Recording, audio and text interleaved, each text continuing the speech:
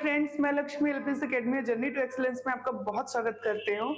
आज हम लोग पढ़ेंगे देसी रियासतों का किस तरीके से विलय किया गया, किस तरीके से एकीकरण किया गया और साथ ही राज्य पुनर्गठन आयोग का भी हम अध्ययन करेंगे।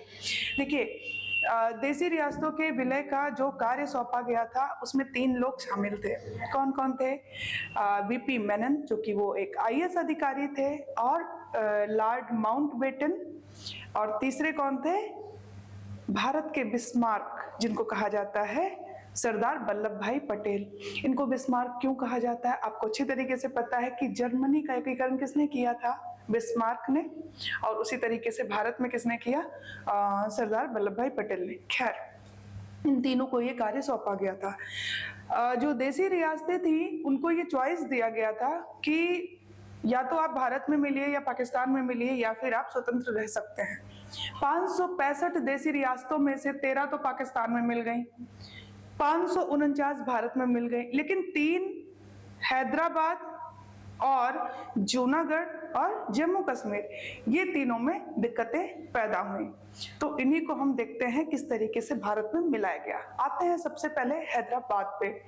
हैदराबाद को पुलिस कार्रवाई द्वारा भारत में मिलाया गया था। हुआ ये कि यहाँ के जो राजा थे वो अलग से एक राज्य बनाना चाहते थे, हैदराबाद को एक राज्य बनाना चाहते थे, और वहां बड़ी अराजकता फैली हुई थी, बड़ी मारपीट हो रही थी। तो ऐसे में क्या हुआ कि वहां पे ऑपरेशन पोलो, क्या बोला मैंने? ऑपरेशन पोलो किसके नेतृत्व में? आपको बताऊं मैं, जेएन चौधरी नाम था उनका। एक्चुअल में उन्हीं के नेतृत्व में मेजर थे, उन्हीं के नेतृत्व में आर्मी पुलिस के भेस में वहां गई थी, और इस तरीके से पुलिस कार्रवाई करके जो हैदराबाद है उसे विलय कर लिया गया। Second one is Junagadh. Junagadh क्या कर रहा था? जूनागढ़ में एक्चुअल में जो उनके जो राजा थे वो मुस्लिम थे, और जनता अधिकतर वहां की क्या थी? हिंदू थी। वहां की जनता तो भारत में ही मिलना चाहती थी, लेकिन राजा चाह रहे थे कि वो पाकिस्तान में मिले। तो जूनागढ़ में क्या हुआ कि रेफरेंडम कराया गया, जनमत संग्रह, की जनता से पूछा जाए, जनता डिसाइड करेगी कि उसे पाकिस्तान में रहना है या भारत में रहना है। तो अधिकतर लोग, यानी कि 90+ में जो लोग थे, उनकी वोटिंग भारत के पक्ष में हुई। तो इस तरीके से जनमत संग्रह द्वारा जूनागढ़ को भारत में मिला लिया गया। कहाँ पे है जूनागढ़? गुजरात। ठीक है। तीसरा आते हैं हम लोग जम्मू कश्मीर की बात करते हैं। जब भारत आजाद हुआ तो जम्मू कश्मीर क्या था? जम्मू कश्मीर अलग से वो अपना देश बनाना चाह रहे थे, ना उन्हें भारत में मिलना था ना ही पाकिस्तान में। वो अपना एक पूरा एक अलग से राष्ट्र बनाना चाहते थे। वहां के राजा हरि सिंह थे, जो कि एक हिंदू थे, और जनता आपको पता है अधिकतर मुस्लिम थी। ऐसे में क्या हुआ, भारत जब आजाद हुआ तो पाकिस्तान ने वहां पे आतंकवादियों को भेज दिया, और काफी ज्यादा मारपीट होने लग गई। तो ऐसे में हरि सिंह ने भारत से मदद मांगी, और भारत, उस वक्त कौन थे? नेहरू जी थे। नेहरू जी और वल्लभ भाई पटेल। तो इन लोगों ने क्या किया कि एक विलय पत्र पर उनसे साइन करवा लिया, और फिर बोला कि हम आपकी तब हेल्प करेंगे। तो उनसे 26 अक्टूबर 1947 को विलय पत्र पर साइन करवा लिया गया, हस्ताक्षर करवा लिया गया, और इस तरीके से भारत में मिला लिया गया। इतनी कहानी समझ में आ गई कि किस तरीके से देसी रियासतों का विलय किया गया। आगे बढ़ते हैं। जब संविधान लागू हुआ उस समय की बात है, भाग 7 में 4 प्रकार के राज्य थे। एक तो पहले ABCD, क ख ग घ। का में ऐसे राज्य आते थे जहां पे ब्रिटिशर्स का शासन होता था डायरेक्ट। दूसरे में ऐसे प्रांत आते जिसमें राजे महाराजे रहते थे, देसी रियासतें रहती थी। और तीसरे में आते थे, C कैटेगरी में आते थे, जिसमें चीफ कमिश्नरी होती थी। और चौथे में एक ही यूटी था, यानी कि यूनियन टेरिटरी था, अंडमान एंड निकोबार। ये 4 कैटेगरी के राज्य थे। जो ये प्रिंसली स्टेट थे, यानी देसी रियासतें थी, उनको बेहतर बनाने के लिए कुछ कमिटीज लाई गई।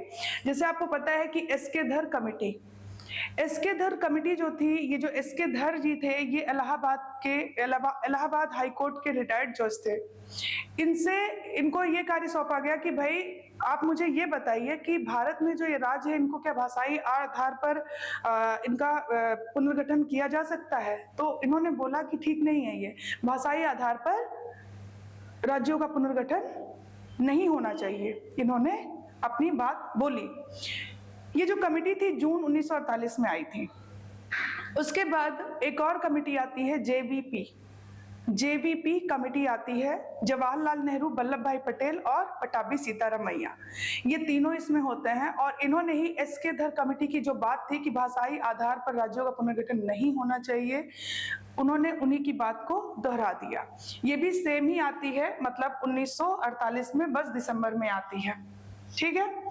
फिर उसके बाद अब ये सब बातें होती हैं कि भाई भाषाई आधार पर तो राज्यों का गठन होना ही नहीं चाहिए, लेकिन कुछ ऐसे राज्य थे भारत में जो भाषाई आधार पर अपने आप को अलग करना चाह रहे थे। ऐसे ही मद्रास वाला पार्ट आप देख रहे हो। अगर मैं यहाँ पे थोड़ा सा आप लोग को बताना चाहूं, ये पूरा जो क्षेत्र था, ये पूरा क्या था, इसको हम बोलते थे मद्रास। ऊपर वाले क्षेत्र में जो इसका नॉर्थ वाला पार्ट है, यहाँ पर तेलुगु भाषी रहते थे। कौन रहता था? तेलुगु भाषी। और ये नीचे वाले क्षेत्र में तमिलियंस बोलने वाले, तमिल लैंग्वेज बोलने वाले लोग थे। तो ऊपर वाला ये जो पार्ट था नॉर्थ वाला, इसको अलग करके एक अलग से आंध्र प्रदेश बनाना चाह रहे थे, और वहां पे नाम था उनका श्री पोट्टू रामलू। इन्होंने क्या किया, हड़ताल शुरू कर दिया और इन्होंने कहा कि हमें अलग से एक स्टेट बनाइए हमारा, और हम तेलुगु बोलते हैं और ये लोग तमिल बोलते हैं, हमारा कोई इनसे मेल नहीं, इस तरीके की बातें की और अलग से राज्य की मांग करने लगे। 56 दिन तक हड़ताल किया इन्होंने, एंड फाइनली इनकी डेथ हो जाती है 1952 में। जैसे ही इनकी डेथ होती है तो इतना ज्यादा वहां पे, मतलब क्या बोले, अराजकता फैल जाती है जनता में, और मजबूर होके सरकार को क्या करना पड़ता है, भाषाई आधार पर एक अलग राज्य बनाना पड़ता है, आंध्र प्रदेश, जो कि भाषाई आधार पर बना पहला राज्य होता है। 1 अक्टूबर 1953 को पहला बना भाषाई आधार पर राज्य, ठीक है, आंध्र प्रदेश। 15 दिसंबर 1952 को श्री मालू जी की डेथ हो जाती है। इतनी बात समझ में आ गई आप लोग को। जैसे ही ये आंध्र प्रदेश का गठन होता है, और भी जो राज्य थे वो भी फड़फड़ाने लगते हैं कि नहीं यार, हमको भी अलग से राज्य चाहिए। और इसमें आपने देख लीजिए, आप देखिए तो जैसे गुजरात है, तो गुजरात में गुजराती बोल रहे हैं, महाराष्ट्र में मराठी बोल रहे हैं, ठीक है, पंजाब में पंजाबी बोल रहे हैं। तो इस तरीके से सब लोग भी बोलने लगते हैं कि हमें भी अलग से राज्य चाहिए। ऐसी प्रॉब्लम्स ना आए, तो इन बातों पे क्या ये सही है कि राज्यों का गठन उनके भाषा के आधार पर किया जाए? इसी पर विचार करने के लिए एक और महाशय थे, उनका नाम था फजल अली। उन्हीं की अध्यक्षता में एक आयोग का गठन किया गया, फजल अली आयोग। फजल अली आयोग जो है 1953 में इसका गठन हुआ। इसने अपनी रिपोर्ट 56 में दी। इसमें 2 और अन्य सदस्य थे, हृदयनाथ कुंजरू, और तीसरे थे के.एम. पन्नीकर जी। ये 3 मेंबर्स थे, याद रखिएगा। सिफारिशों को मानने के लिए, इनकी सिफारिशें क्या थी? इन्होंने बोला कि भाई जो ये ABCD ये जो है ना कैटेगरी जो है, पहले बात तो उसको समाप्त करिए, क ख ग घ, जो 7th मैंने बताया था ना, भाग 7 में 4 कैटेगरी है, उसको समाप्त करिए। और अब क्या करिए कि 14 राज्य और 6 केंद्र शासित प्रदेशों का गठन किया जाना चाहिए। इनकी सिफारिशों को मानने के लिए 7वां संविधान संशोधन किया गया 1956 में। क्या मैं ये बात समझा पाई आप लोगों को? फजल अली आयोग की सिफारिशों को मानने के लिए राज्य पुनर्गठन अधिनियम और 7th कॉन्स्टिट्यूशनल अमेंडमेंट 1956 भाग 7 को समाप्त, और 14 राज्य और 6 केंद्र शासित प्रदेशों का गठन किया गया। क्लियर?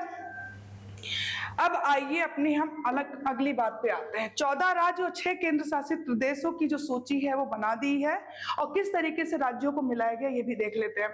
असम, बिहार, बंबई, जम्मू कश्मीर, पंजाब, उत्तर प्रदेश, मध्य प्रदेश, केरल, मैसूर, मद्रास, राजस्थान, पश्चिम बंगाल, उड़ीसा, आंध्र प्रदेश, दिल्ली, हिमाचल प्रदेश, त्रिपुरा, अंडमान निकोबार, लक्षद्वीप और मणिपुर, ये केंद्र शासित प्रदेश थे।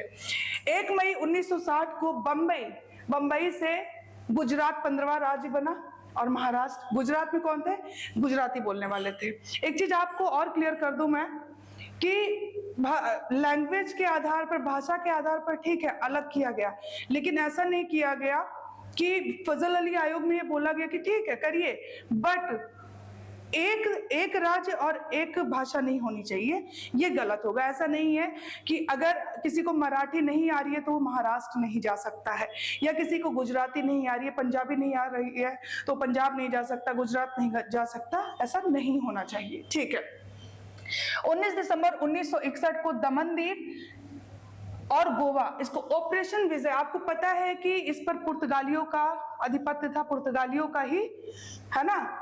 12वां संविधान संशोधन करके दोनों को एक ही केंद्र शासित प्रदेश बना दिया गया।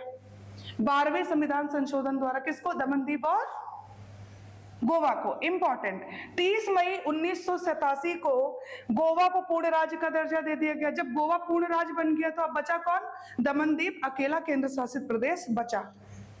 अब आ जाइए नेक्स्ट पे। 1 दिसंबर 1963 को असम से नागालैंड को अलग करके 13वें संविधान संशोधन द्वारा 16वां राज्य बनाया गया। इंपॉर्टेंट, 1 नवंबर 1966 को पंजाब से अलग करके हरियाणा को 17वां राज्य, 17 नंबर का राज्य बनाया गया। पंजाब के साथ भी बहुत सारी प्रॉब्लम्स आ रही थी, तो इसके लिए क्या हुआ, एक आयोग का गठन इसके लिए भी किया गया, शाह आयोग 1966 में, 1966 में।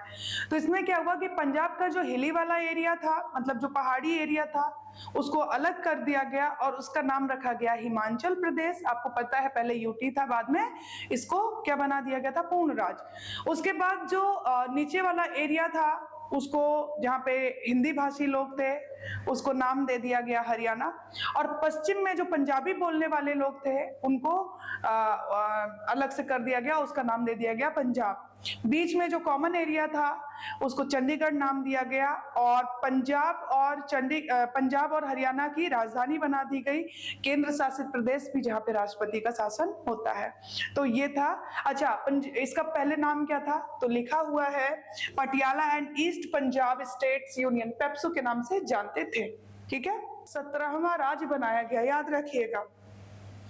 हिमाचल प्रदेश, हिमाचल प्रदेश आपको पता है पहले क्या था? संघ शासित प्रदेश था। 25 जनवरी 1971 को 18 नंबर का पूर्ण राज्य का दर्जा दिया गया हिमाचल प्रदेश को। किस नंबर का राज्य बना?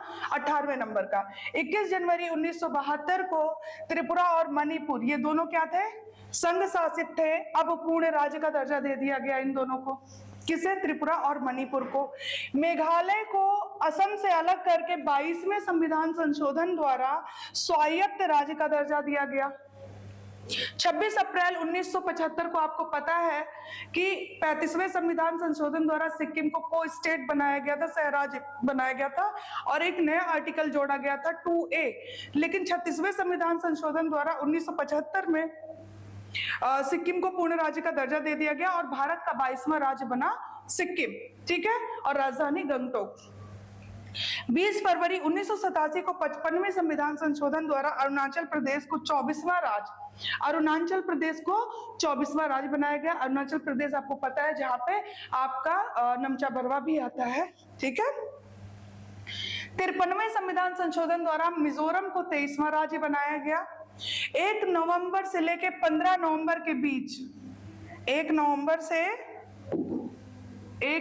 से लेके 15 नवंबर के बीच में 3 नए स्टेट बने। 1 नवंबर को बनता है आपका मध्य प्रदेश से अलग होके छत्तीसगढ़ बनता है। 9 नवंबर को उत्तर प्रदेश से अलग होके उत्तरांचल बनता है, जिसका नाम अभी वर्तमान में उत्तराखंड है। और 15 को बिहार से अलग होके झारखंड बनता है। और इनकी नंबरिंग मैं कर दूं तो जो छत्तीसगढ़ है 26वां राज्य बनता है, उत्तरांचल 27वां बनता है, और झारखंड 28वां राज्य बनता है। ठीक है। अब आइए 2 जून 2014 को जो आंध्र प्रदेश आपको पता है पहला भाषाई आधार पर बना हुआ राज्य था, श्री मालू जी को अपनी जान गंवानी पड़ी, और उसी आंध्र प्रदेश से तेलंगाना को अलग कर दिया गया, 29वां राज्य बनाया गया। क्लियर?